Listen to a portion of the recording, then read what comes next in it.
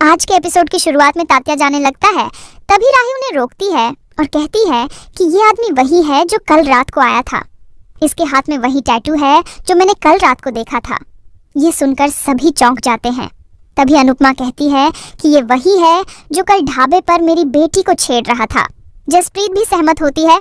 सभी हैरान हो जाते हैं। सरिता राही से कहती है कि ये तुम क्या बोल रही हो, ये प्रकाश भाऊ के आदमी है। राही गुस्से में कहती है कि उससे मुझे कोई फर्क नहीं पड़ता, लेकिन ये आदमी वही है जो कल रात को आया था। उन दो में से एक यही था। माही पूछती है कि क्या तुम्हें पूरा यकीन है। राही कहती है कि हाँ, मैं पूरे यकीन से कह रही हूँ। राही अनुरोध करती है कि मैं झूठ नहीं बोल रही हूँ, मेरा विश्वास करो। अनुपमा कहती है कि मुझे तुम पर पूरा विश्वास है। देविका भी राही का समर्थन करती है। तभी अनुपमा गुस्से में उस आदमी की तरफ जाने लगती है तो सरिता उसे रोकती है और कहती है कि ये प्रकाश भाऊ के आदमी है, इन्हें कुछ मत करना। तभी तात्या कहता है कि तुम्हें कोई गलतफहमी हुई है, ये प्रकाश भाऊ के आदमी है और ये पूरी रात मेरे साथ मंदिर में थे। अनुपमा पूछती है कि ये दिन में कहाँ था। ये आदमी दिन में ढाबे पर था और मेरी बेटी को छेड़ रहा था। तात्या कहता है कि भाऊ के आदमी कुछ गलत नहीं कर सकते। राही कहती है कि फिर तो आप इन्हें जानते ही नहीं हो, कल ढाबे पर भी यही था और रात में भी यही आया था। देविका कहती है कि ढाबे पर यही था, हम सबने इसे देखा था। जसप्रीत भी अपना गुस्सा जाहिर करती है। सरिता सबको रोकती है। तात्या सरिता के कान में कुछ कहता है। फिर सरिता अनुपमा को समझाती है कि इस लड़के ने अगर कुछ गलत किया है तो प्रकाश भाऊ न्याय करेंगे और इसे सजा देंगे। हम शाम को उनके पास जा रहे हैं तो हम उन्हें सारी बात समझा देंगे, वो न्याय करेंगे। तात्या उन्हें शाम को आने के लिए कहता है और चला जाता है। सरिता अनुपमा से कहती है कि तुम चिंता मत करो, प्रकाश भाऊ न्याय करेंगे। तुम एक बार उनसे मिलोगी तो तुम्हें पता चलेगा कि हम लोग उन्हें इतना क्यों मानते हैं। सरिता देविका से कहती है कि तुम भी अपनी बीमारी के बारे में उन्हें बताना, वो तुरंत तुम्हारी बीमारी भी ठीक कर देंगे। अनुपमा कहती है कि आप हमें इस अंधविश्वास से दूर रखिए। देविका कहती है कि मुझे इन बाबाओं के चक्कर में नहीं फंसना है। अगर किस्मत में जीना लिखा है तो डॉक्टर बचा लेंगे और अगर मरना लिखा है तो भगवान भी नहीं बचा पाएंगे। सरिता कहती है कि एक बार भाऊ से मिल लो, उसके बाद बात करेंगे। अनुपमा कहती है कि अब तो हम भी इस भाऊ से मिलना चाहते हैं।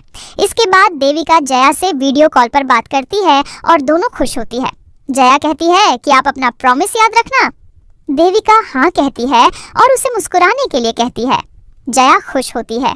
फोन काटने के बाद देविका जया को याद करके दुखी होती है। अनुपमा उसके पास आती है तो देविका कहती है कि जया मुझे अपनी सी लगने लगी है। अनुपमा कहती है कि कुछ रिश्ते कुंडली मिलने से नहीं बल्कि मन मिलने से बनते हैं। तुम्हारा और जया का मन मिल गया है, ऐसे रिश्तों को मौत भी नहीं तोड़ पाती। देविका घबरा कर पूछती है कि क्या हुआ है। अनुपमा रोते हुए देविका के गले लग जाती है। अनुपमा कहती है कि मुझे पता है कि तुम मेरी बात जरूर समझोगी। मैं जब से यहाँ आई हूँ तब से मुझे समर का एहसास हो रहा है। वह मुझे दिखाई देता है और मुझे उसकी आवाज़ सुनाई देती है। तुम सही कह रही थी, मेरा समर मुझसे कुछ कहना चाहता है। देविका पूछती है कि तुम्हें ऐसा क्यों लग रहा है। अनुपमा उसे सारी बात बताती है कि वह किस तरह समर से मिली और उसने क्या कहा। देविका हैरान होकर पूछती है कि क्या समर ने तुमसे ये सब कहा। अनुपमा कहती है कि उसने कहा था कि मेरे यहाँ आने के पीछे कोई कारण है। मुझे समझ नहीं आ रहा है कि मैं उस कारण को ढूंढने इस गांव में कहाँ जाऊं। अनुपमा कहती है कि मुझे ऐसा लगता है कि समर जो कहना चाहता था उसका संबंध प्रकाश भाऊ से जुड़ा हुआ है। देविका कहती है कि आज शाम को हम प्रकाश भाऊ से मिलने जा रहे हैं तो शायद हमें वहाँ कुछ पता चल जाए। अनुपमा कहती है कि मुझे भी शाम होने का बेसब्री से इंतजार है। दूसरी तरफ सरिता बताती है कि सिलेंडर खत्म हो गया है। सभी परेशान हो जाती है कि अब खाना कैसे बनेगा। माही कहती है कि नेटवर्क होता तो हम खाना ऑर्डर कर लेते। राही कहती है कि ये गांव है, यहाँ ये सब नहीं मिलता। लीला कहती है कि नवरात्रि चल रही है तो व्रत रख लेते हैं। पाखी मना करती है। ख्याति कहती है कि प्रार्थना को भूखा नहीं रख सकते। तभी अनुपमा कहती है कि आज हम सब चूल्हा चौका करेंगे।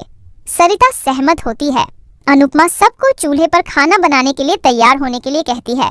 इसके बाद सभी पुराने जमाने की तरह चूल्हे पर खाना बनाने की तैयारी करती है और खुशी से झूमती है।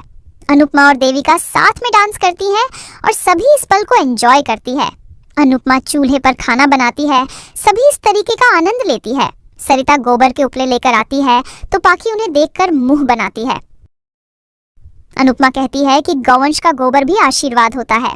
गांव में सभी घरों को गोबर से लीपा जाता है ताकि घर ठंडा रहे और गोबर एंटीबैक्टीरियल भी होता है। सभी गोबर के फायदे बताते हैं। लीला पाखी से कहती है कि तुम्हारी जिम की सारी मेहनत चूल्हे पर खाना बनाने में पूरी हो जाएगी। इस पर सभी हंसते हैं। राही रंगोली देखकर उसके बारे में पूछती है। सरिता बताती है कि गांव में चावल के आटे को रंगोली बनाई जाती है ताकि कीड़े मकोड़ों को भी खाना मिल जाए। अनुपमा कहती है कि हमारे पूर्वजों ने कमाल का सिस्टम बनाया है जिससे प्रकृति का भी भला होता है। इसी बीच परी नवरात्रि का पोस्टर बनाकर लाती है। सभी उसकी तारीफ करते हैं। ख्याति अनुपमा को उदास देखती है और पूछती है कि क्या वह ठीक है। अनुपमा कहती है कि मुझे मेरे बेटे की हर पल याद आ रही है, लेकिन मैं उसे हंसकर याद करना चाहती हूँ। तभी राही का फोन बजता है। माही खुश होकर कहती है कि नेटवर्क आ गया है। सभी अपने अपने पतियों को कॉल करने लग जाती है और बातें करने लग जाती है। अनुपमा मनोहर जी से बात करती है और उन्हें अपना ध्यान रखने के लिए कहती है। ख्याति पराग से कहती है कि मुझे लगा था कि आप मेरा फोन नहीं उठाएंगे। पराग उसे अपना ध्यान रखने के लिए कहता है। ख्याति खुश होती है। तभी सबका नेटवर्क चला जाता है। सभी वापस परेशान हो जाती है। इसी बीच कोई उन सब पर नजर रख रहा होता है। अनुपमा को शक होता है और वह खिड़की के पास आकर देखती है तो उसे जमीन पर पैरों के निशान दिखाई देते हैं। दूसरी तरफ बाबूजी को सीने में दर्द होता है तो वे खुद को हिम्मत देते हैं कि उन्हें कुछ नहीं हो रहा है और वे दवाई लेते हैं।